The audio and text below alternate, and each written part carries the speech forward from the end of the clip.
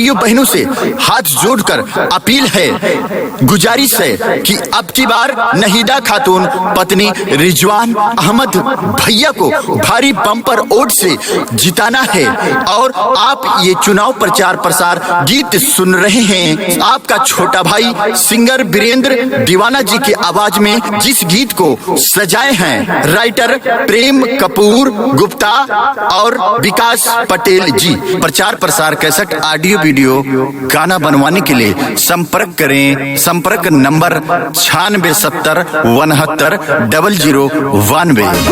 ए चाचा जयराम जी की जयराम बेटा जयराम का हाल बा? ठीक बा चाचा।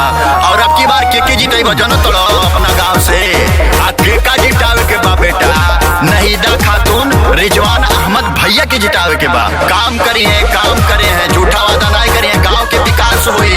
अब की बार जितावे के बा। कहती है जनता सारी सब मिलके करो तैयारी, मिलके करो तैयारी, कहती है जनता सारी सब मिलके करो तैयारी, जीतेंगे अब की भैया आइल बा इनकी बारी। प्रधानी इनको बनाना है, खातून नहीदा को जिताना है, गांव के विकास करवाना है, भगवतपुर ने ठाना है। ग्राम पंचायत भगवतपुर के प्रधान पद के प्रत्याशी नाहिदा खातून पत्नी रिजवान अहमद भैया को भारी बम्पर वोट से जिताना है। जंग जीत लेंगे अगर साथ है तुम्हारा। अरे यारो हमको जिताओ, हम विकास करेंगे ज्यादा। दुखिया गरीबों के साथ वो निभाते हैं, लेके बलोरो अस्पताल पहुंचाते हैं। रिजवान भैया जिंदाबाद जिंदाबाद जिंदाबाद। गली और सीसी रोड बनवाएंगे, भगवतपुर गौवा को खूब चमकाएंगे।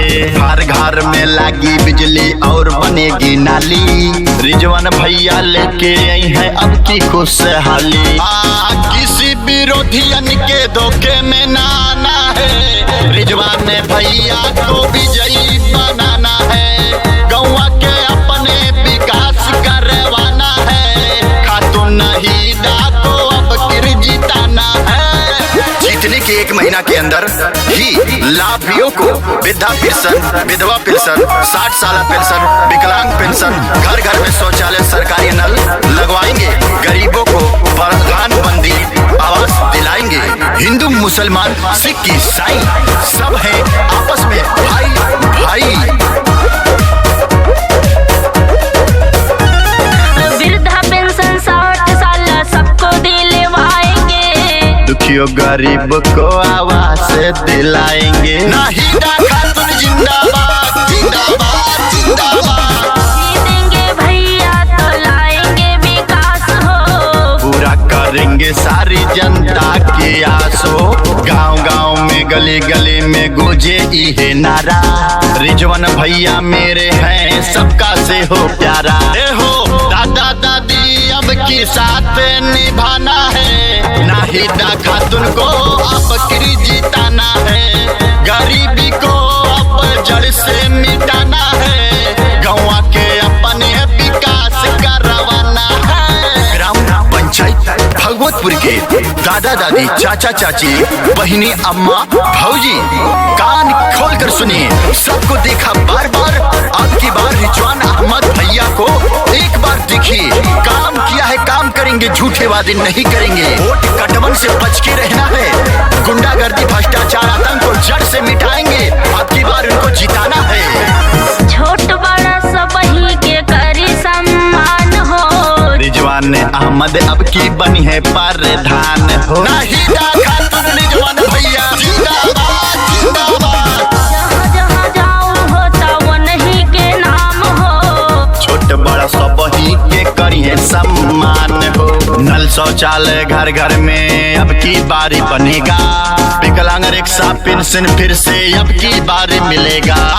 दारू और रुपया पे अब गिरना जाना है, सोच समझ के बटन को दबाना है, रिजवान अहमद को विजयी बनाना है, गौवा के अपने विकास कर